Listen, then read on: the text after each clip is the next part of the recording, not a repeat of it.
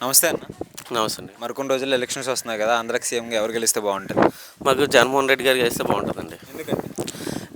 అతను ప్రవేశపెట్టిన పథకాలు, నవరత్న పథకాలనగా ఏమన్నా సరే ప్రజలతోకి ఏం చేసినా సరే ప్రజలకి అది డైరెక్ట్‌గా అందుతుందండి. దాని ద్వారా నాయకులు గానీ, దేనికి చేరకుండా డైరెక్ట్‌గా ప్రజలకి రావడం, ఆళ్ళు చేసినవి వాహన మిత్ర అనగా, పింఛన్లనగా, ఇవనగా కార్యక్రమాలు ఏ కార్యక్రమాలు సరే డైరెక్ట్‌గా ప్రజలకు అందుతుందండి.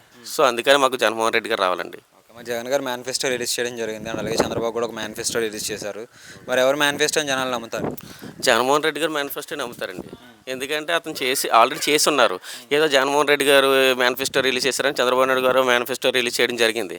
కానీ ఆయన చెప్పినవన్నీ మేనిఫెస్టో రిలీజ్ చేసినవన్నీ అవ్వవు అనుకుంటున్నాం మేము. ఎందుకంటే వీళ్ళు ఆల్రెడీ మేనిఫెస్టో రిలీజ్ చేసినవన్నీ చేశారు కాబట్టి, సో మేము జగన్మోహన్ రెడ్డి గారు మేనిఫెస్టో రిలీజ్ చేసిందే మేము జరుగుతుంది అనుకుంటున్నాం. మరి ఈ 5 సంవత్సరాల్లో మీకు బాగా నచ్చిందండి జగన్ గారి పాలనలో?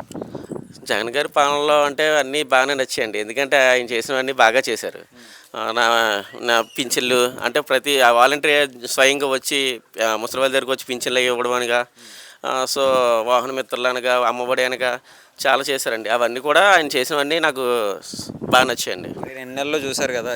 ముసలి వాళ్ళు ఇంటికొచ్చి ఇవ్వలేదు. ఎలా అనిపించింది? చాలా బాగా అనిపించిందండి. మా ఇంట్లోనే ముసలావిడ ఉంది. మా మామగారు ఉన్నారు. మా మామగారు కూడా ఎండకి వెళ్ళి, బయటికి వెళ్ళి వాళ్ళ దగ్గర నుండి పింఛని తెచ్చుకొని చాలా ఇబ్బందులు పడుతున్నారు. కానీ జగన్ గారి ప్రభుత్వంలో ఏంటంటే డైరెక్ట్‌గా వాలంటీర్లు వచ్చి ఇంటి దగ్గరికి వచ్చి ఆళ్ళు పిలిచి మనకే ఇచ్చేసి పింఛన్లు అయి ఇచ్చి చాలా బాగా చూసుకున్నారండి. సో, నెక్స్ట్ అందుకే జగన్మోహన్ రెడ్డి గారు వస్తేనే మాకు పింఛన్లు కూడా ఇంకా అన్ని పనులు కూడా చాలా బాగా జరుగుతాయండి. ఓకే. మరి పథకాలతో పాటు జగన్ గారు వచ్చిన తర్వాత సచివాలయాలు, అలాగే రైతు భరోసా కేంద్రాలు, హెల్త్ సెంటర్లు ఇవన్నీ ఏర్పాటు చేశారని అంటున్నారు. జరిగాయా నిజంగా? జరిగాయండి. మా ఊర్లో సచివాలయం ఉంది. హెల్త్ కేర్లు అన్నీ ఎప్పటికప్పుడు చూసుకోవడం అన్నీ బాగా జరుగుతాయండి. స్కూల్స్ ఎలా ఉన్నాయన్న? స్కూల్స్ కూడా బాగున్నాయండి. మా ఊర్లో మోడల్ స్కూల్ కూడా ఉంది. అంతే అతను వచ్చిన చేశారండి. బాగా చేశారు. బాగా చేశారండి.